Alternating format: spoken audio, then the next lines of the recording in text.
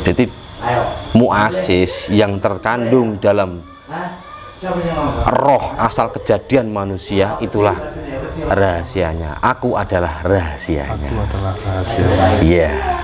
Itulah baru level tertinggi. Hakikat. Hakikate menungso yo hakikate pangeran. Nah, tidak ada bedanya mal farqu bainahuma antara aku besariyah dan aku rububiyah. Cara kalau ngomong aku ya memang yang menggerakkan di sini aku Allah. Tapi ketika sudah keluar dari lesan, ini jadi aku basariyah dari kemanusiaan. Nah, nafas itu adalah saya memaknai dan mengambil dari referensi salah satu kitab tasawuf, itu nufus dari dalam diri kita ini ada Allah, ada wujudnya Allah. Karena kenapa ada wujudnya Allah? Di situ kembali pada asal. Asal kita adalah dari Allah dan tercipta dari nur zatnya Allah.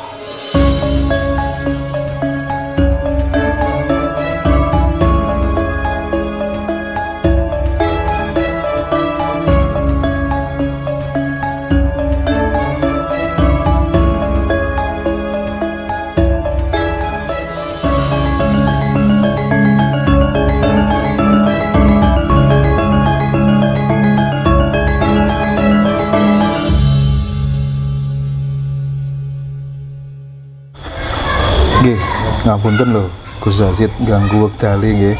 Nggih. Anu Gus, ini ada beberapa pertanyaan yang tak siapkan dari rumah terkait dengan katanya kan manusia itu adalah rahasiaku dan aku adalah rahasianya. Nah, Iya. niku pripun maksudnya Gus?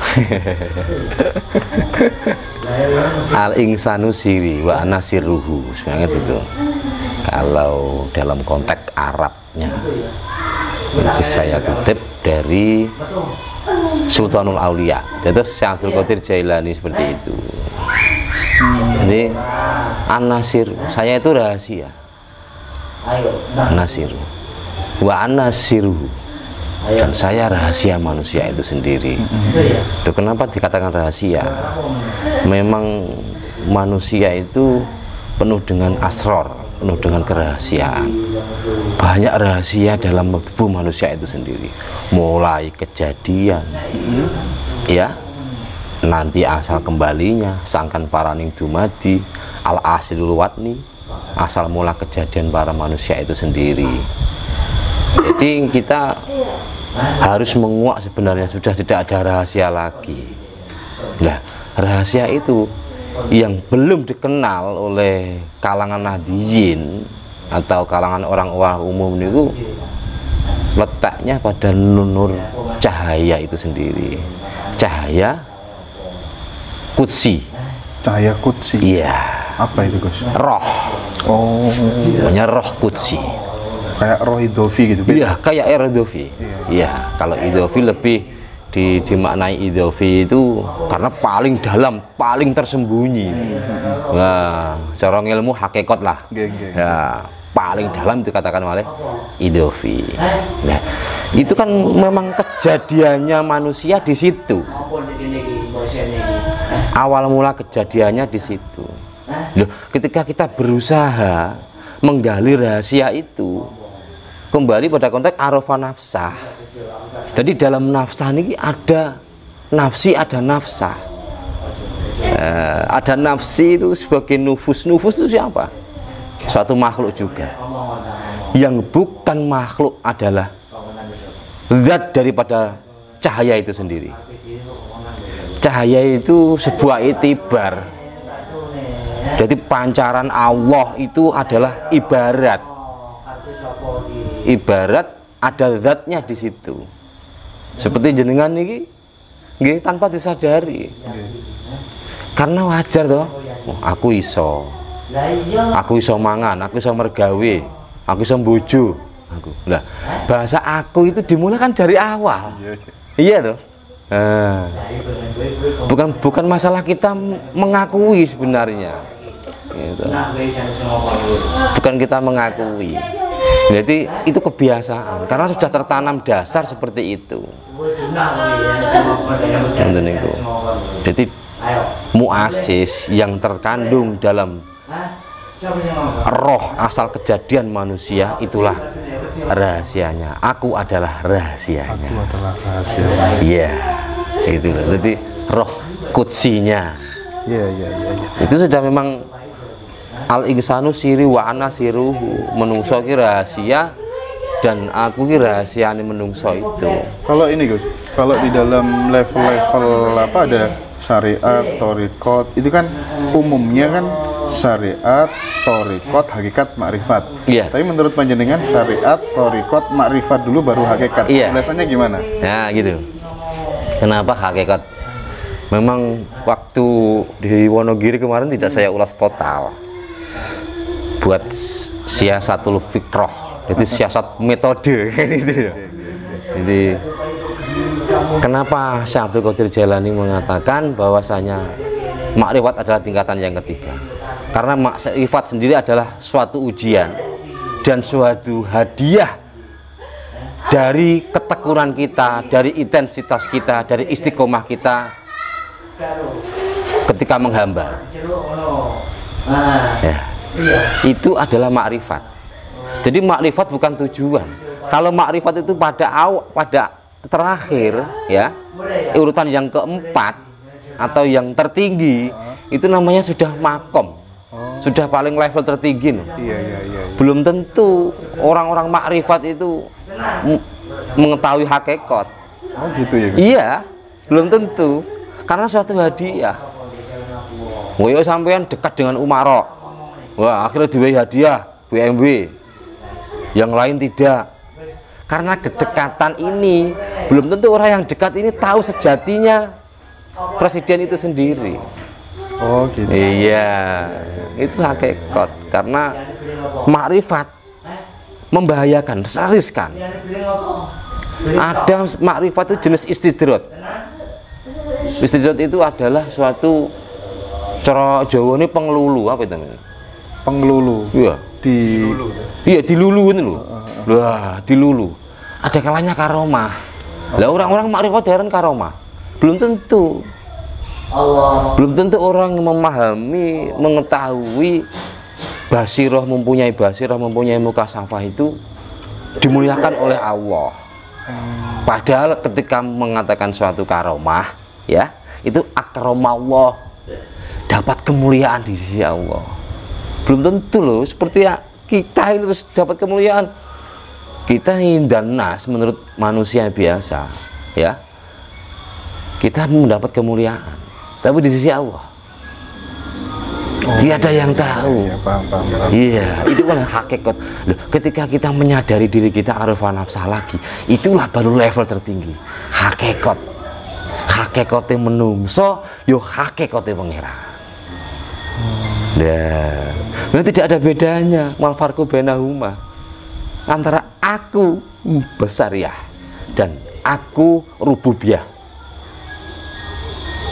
Cara kalau ngomong aku ya memang yang menggerakkan di sini aku Allah. Tapi ketika sudah keluar dari lesan, ini jadi aku basariyah dari kemanusiaan. Itu hakikatnya. Kalau ada konsep yang mengatakan bahwa wujudnya Allah dalam diri kita itu ya nafas kita. Nah itu bagaimana Gus menjelaskan hal itu? Maksudnya sepakat apa enggak jenengan? Kalau enggak alasannya apa begitu? Karena menurut, kalau saya dulu pernah ngaji ya, yang namanya Allah itu kan katanya wujud, memang berwujud ya. Nggak tahu ini dohiron apa batinan atau dua-duanya ya.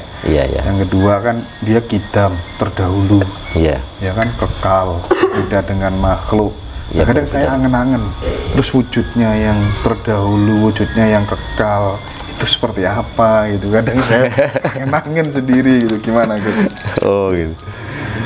Jadi nafas itu sendiri khilafiyah, banyak perbedaan ulama ya, banyak perbedaan ke masalah nafas itu. Ada yang mengatakan Tuhan itu bersemayam dalam irodah, dalam kehendak. Ada yang mengatakan dalam nafas kita. Nah, nafas itu adalah saya memaknai dan mengambil dari referensi salah satu kitab tasawuf, itu nufus, dari dalam diri kita ini ada Allah, ada wujudnya Allah. Karena kenapa ada wujudnya Allah? Di situ kembali pada asal kita adalah dari Allah dan tercipta dari nur zatnya Allah. Nah, jadi dalam diri kita.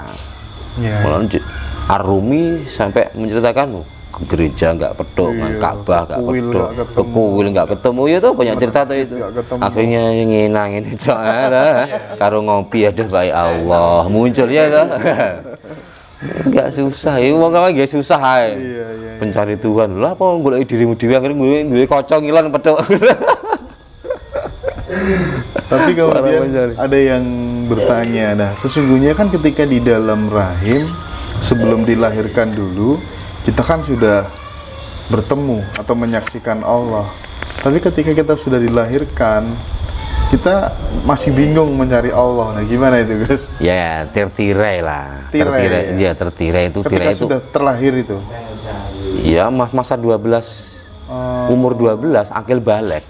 Karena bersama nakil balik itu Allah menurunkan hijab, menurunkan ujian, bukan hijab, bukan ujian ya, ujian berupa nafsu. Bersama balik Tuhan menurunkan hijab ya, tabir lah antara dirinya dengan hamba itu tadi. Ya, untuk sebuah ujian gitu loh. Jadi ujian keimanan melalui alladzina yu'minuna bil ghaibi. Ya, itu kegoiban. Kegoiban adalah suatu ujian bagi seorang hamba itu sendiri. Jadi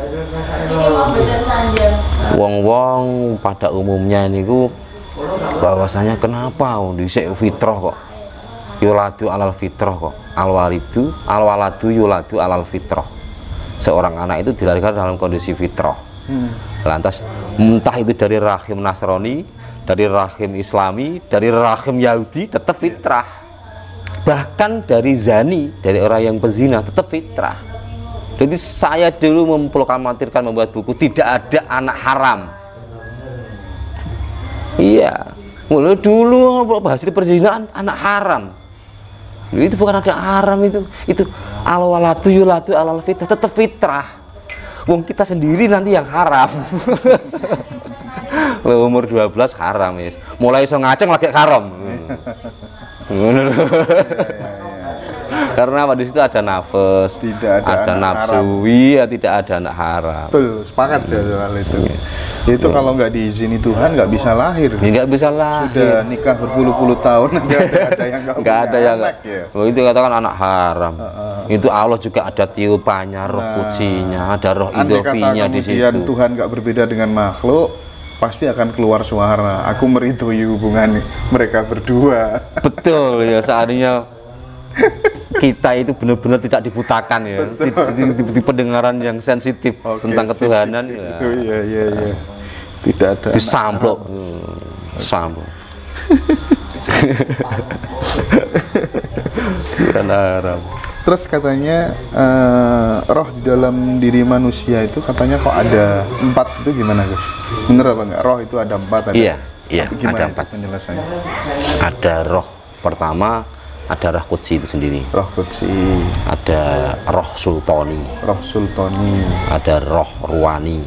Rohwani ya? Ruwani. Iya. Ada roh jismi. Roh jismi. Roh jismi itu roh-roh yang diambil oleh malaikatul maut dari jasad, akhirnya jasad kita mati, itu namanya roh jismi. Kalau 3 roh itu tidak akan mati. Oh, yang roh ini, roh sultani sama roh qudsi tadi. Iya, yang mati hanya jasad. Semuanya roh ini tidak ada yang mati ya. Yang nanti dimintai pertanggungjawaban setelah kita mati itu roh yang mana? Maksudnya? Semuanya. Iya, kecuali roh qudsi. Karena dia sumber daripada roh itu sendiri. Iya, roh qudsi tidak. Kalau 3 roh ini, mohon maaf ini cerita. Jadi biar tidak ada kesombongan lah. Iya. Di sini tuh dibikin jamaah. Suatu ketika guru kula iku rawuh dalu. Masayih Lirboyo, masayih yang orang-orang yang mungkin pernah saya tawasuli itu rawuh. Yaitu saya langsung ditampar. Bener. Buak. Terasa? Iya terasa. Sampai memar. Bahkan yang terakhir itu sama serban. Buak. Ini pengalaman spiritual ya. Jadi bisa percaya bisa tidak toh. Ya seperti ini. Ya setelah itu salahku apa? Berusaha saya sambung dengan suratul Fatihah. Ternyata orang-orang jamaah ini rohnya itu muncul. Roh si A, roh si B, roh si C, sampai banyak. Nah, muncul menangis.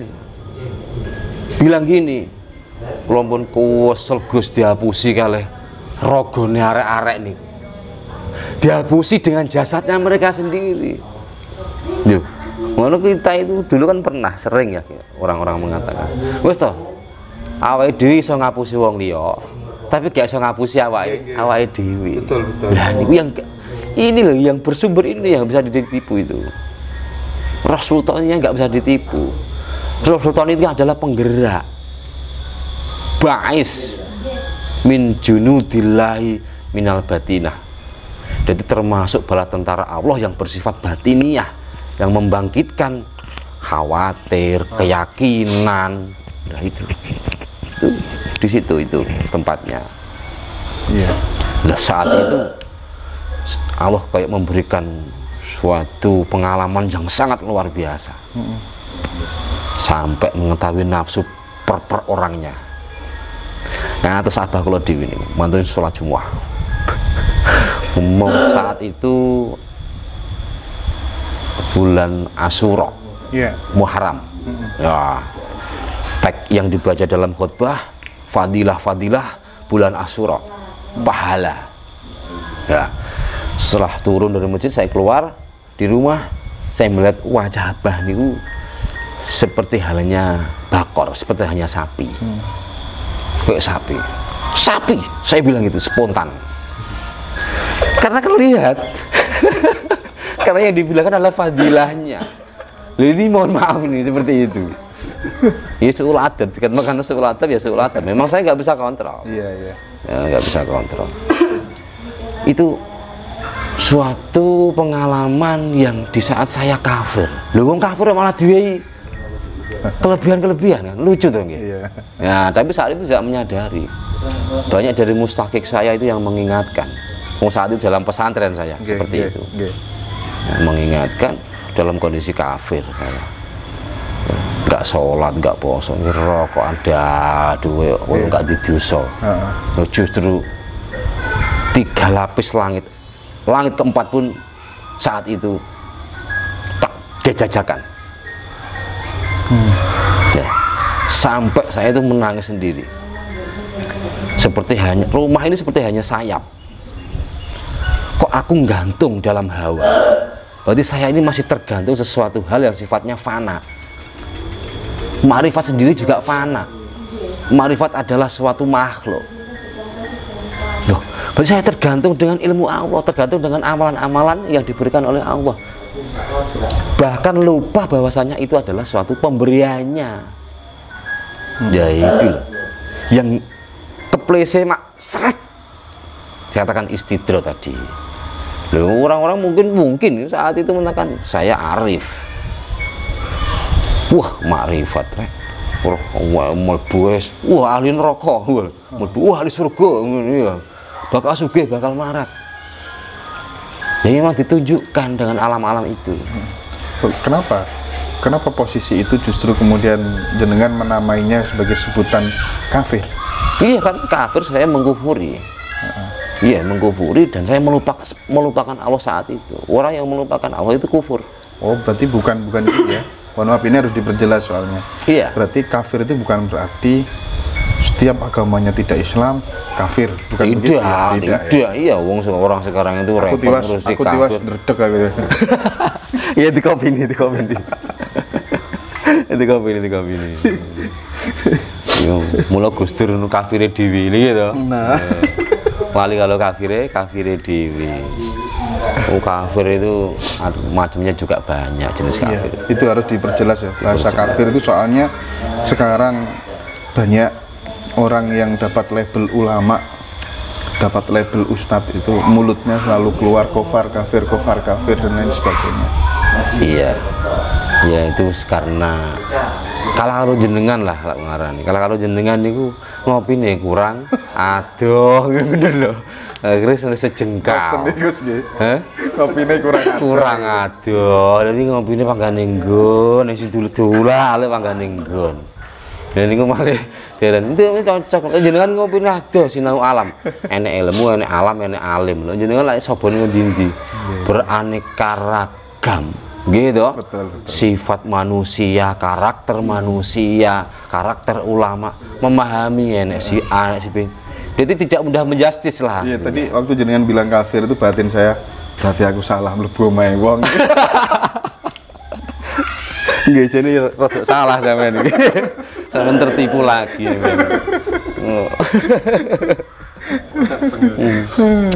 Sorry Gus. Apa? Sebelum kita lanjut ya, ada apa tuh namanya Habib Abu Bakar Askof dari Gresik, kemudian banyak kan ini tokoh-tokoh yang jadab dan lain sebagainya. Mereka sedang dalam fase bagaimana terhadap Tuhan? Fase taswik, fase selalu tidak mau lepas dari Allah. Jadi kerinduan yang tidak bisa dibendung. Dan kerinduan itu yang dikatakan masdub karena ditarik oleh Allah. Anak. Jadi huwaibah. Kerinduan adalah ketidaksadaran akan selain Allah. Ya, kayak sampean jatuh cinta karo wong itu. Betul. Kayak lian. Sing ketok batuk ning irung ning lambe gitu ketok. Itu dialami ya. Iya alami itu memang. Itu nggak bisa diminta dan nggak bisa diminta, nggak bisa dipakai wiridan, di aurodai tidak bisa. Aku ben masdub wiridan. Wah. Nggak bisa. Sama maca idan udah. Ya nggak iso. Itu sendirinya. Tasfik. Ya, itu juga karena perjalanan. Jadi ada namanya kalau dalam usul ya, usul terhadap Allah itu ada salik, ada masdub. Nah ini masdub ini yang tanpa latar belakang, tanpa sebab ini. Ini masdub. Tapi kalau salik itu memakai aturan dan metode, kayak ahli-ahli tarekoh sampai ke makom sirna diri, ya, sampai muncul apa itu cipto. Nah, seperti itu ya karena itu adalah usul kerinduan lah. Bisa masdub itu karena disebabkan lagi a'dhamul a'mal allati ya yang mendatangkan lebih agung-agung yang suatu amal adalah buah amal itu sendiri yang berupa zikir. Ya, kita sering Allah itu yang sering melupakan. Itu dalam metode. Kalau kita juga menjalankan juga tidak bisa, wong itu tajrid toh. Tajrid. Itu tidak bisa diminta. Itu murni hak prerogatif Allah. Kalau kita pakai sebab lah. Iya, kita gak bisa merasakan kopi kalau tidak ada wedang kopi. Ngono loh. Nah, orang-orang itu bisa. Itu orang-orang khawasul khawas. Kalau kita yang mentok ya khawas. Begitu. Orang-orang ulama-ulama sendiri juga demikian. Ya, karena itu saya itu pernah mengalami kebimbangan juga. Saya juga gagal bertorekoh. Gitu, gagal bertorekoh, gagal biat. Itu gagal biat itu maksudnya gimana? Ya ada yang nggak mau biat. Oh. Gitu. Udah biat, tapi berhenti di tengah jalan atau gimana? Iya, pertama berhenti di tengah jalan. Pada akhirnya sang murid mengatakan, yus gak usah biat, kita belajar sama-sama gitu. Malah waduh lah aku podo iki. Ngono aja kan. Guyone ngono ning saya saat itu. Ada arogannya, masih ada arogannya. Iya. Nah, ketika itu saya bingung, apakah usul itu harus memakai tarekoh? Saya dibingungkan di situ. Akhirnya suatu ketika saya ikut kajian sufi dunia di Pekalongan. Iya. Gimana, Gus? Pengajian pemilihan wal sufi internasional. Iya tuh. Iya di Pekalongan. Nah di situ ada salah satu pemateri dari Bangladesh, kan untuk usul terhadap Allah itu ada dua jalur. Satu memakai torekoh, dua tidak memakai torekoh. Yang memakai torekoh itu bersanad langsung pada Imam Ghazali, yang tidak itu memakai Abu Junaid al-Baghdadi, lebih dikenal dengan Wali Junaid, itu langsung. Tapi saya itu makom sebab, kita juga makom sebab, karena kita punya sahwi juga loh, punya keinginan, punya irodah. Jadi kita juga harus memakai torekoh. Lah torekoh itu sendiri bukan nama legalitas. Torekoh itu adalah suatu aurat, ya, suatu aurat atau suatu ilmu yang bisa menyampaikan kita atau menghantarkan kita kepada Allah. Ada yang torekohnya memakai belajar, kata jenengan kan belajar. Ini juga torekoh. Lalu saya katakan jenengan termasuk min ahli torekoh. Satu, yo ahli jalan-jalan. Dua, juga bisa menghantarkan tentang pengetahuan tentang Allah, bukan mencari Allah, tapi lebih pada pengetahuan tentang Allah. Ya, paham. Ya gitu. Bukan. Oke.